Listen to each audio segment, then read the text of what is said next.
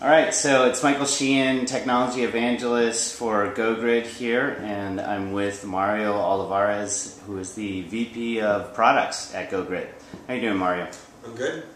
Great. So I just wanted to ask you a few questions on your thoughts of VMWorld. I know that you spent a little bit of time over there, both at the GoGrid booth as well as talking to partners and seeing some of the other offerings that were out there. Just wanted to get your impressions of the show. I was impressed. Just the sheer size blew me away. You know, we were at Cloud World a month ago, and coming from that convention to this is just day and night. I mean, I could not. I spent yesterday walking the floor, and you know, I couldn't even make it through the whole thing. Yeah, I know you were saying that you needed like 3 days just to go through everything. Yeah, I couldn't believe all these little companies and big companies. Just, it seems like everyone is doing something or providing some type of service or functionality on top of VM. And it's amazing the ecosystem that they've managed to build, or the ecosystem that's built up around them. Yeah, I think the cloud is really starting to show a lot of promise. Obviously, it's a big change from last year. This year, obviously, GoGrid was at the show, and I think we're going to be there in the future. And why do you think it's important for providers like GoGrid to be at a VMware-specific show? Well, I mean, I guess the first thing is, you know, GoGrid isn't built on VMware.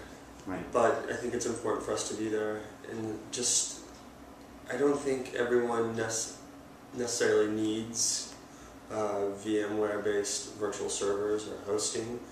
But I think, for one, I think it's just important for us to see what's going on with VMware in general. Mm-hmm. I think what we need to start doing at some point, either early next year or mid next year, is provide a way for businesses who are using VMware in their private cloud to be able to export that to a Zen-based public cloud. Like GoGrid. Like GoGrid. Right, definitely. great. And I know... And I think there's demand there as well. Yeah, and you and I have had some discussions about some of the exciting new things that came out, that are coming up with GoGrid. Like, obviously we've been doing hybrid hosting for a while now. I think we're one of the first in the industry to be able to provide that. But you were telling me some interesting things about cloud bursting. Can you go into some details about that? Yeah, definitely. So there's been market demand for what's called cloud bursting. Essentially, it's the idea where a company has its own corporate data center, or they're hosting, co-locating in someone else's data center, and they really don't want to move their applications to a public cloud, but they do want to leverage the cloud when they don't have enough internal capacity. Mm-hmm. So one example of this would be, for example, I have a really popular website, and maybe a couple times a month I get a ton of traffic, and it's more traffic than my web server, the web servers I currently have can handle. So one of the use cases would be, you set up a SSL or some type of point-to-point VPN connection between your corporate data center and GoGrid, for example, or any public cloud, and you can basically leverage GoGrid to handle the spike in internet traffic. Mm-hmm. And we actually have customers doing that today, and that's something that we're going to productize very shortly. That's great. Anything exciting coming from GoGrid in the future that you can talk about that we don't have to kill our viewers after hearing about? Yeah, definitely. The roadmap for late Q3 and Q4 looks pretty good.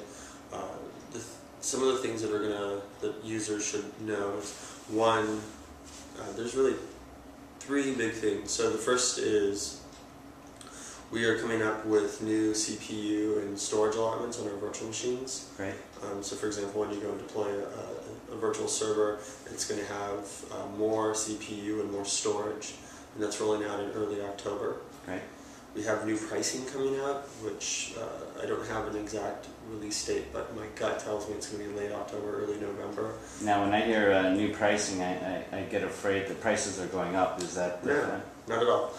Actually, the prices are going down. They're very competitive. Great. So we're going to have the pay-as-you-go plan is staying the same. It's 19 cents per server RAM hour, but we're adding a new prepaid plan. We've rejiggered all of the server RAM hour allotments, so the unit cost is it's going to be as low as 5 cents. Great. So it's that's exciting. That's one of the advantages of being built on top of Zen, is we can do these types of lower pricing. You know, when we first 2.5 years ago, when we first were trying to figure out what hypervisor to build on, we did look at VMWorld, and one of the advantages of using an open source hypervisor is that we can be competitive on pricing. You know, unfortunately, the licensing fees for VMware is very expensive. I mean, we could not use we couldn't license the VMware hypervisor and try to compete against Rackspace and Amazon. We could just never get the margins that we would need to operate the business. Great. So that's one of the advantages for sure. Great.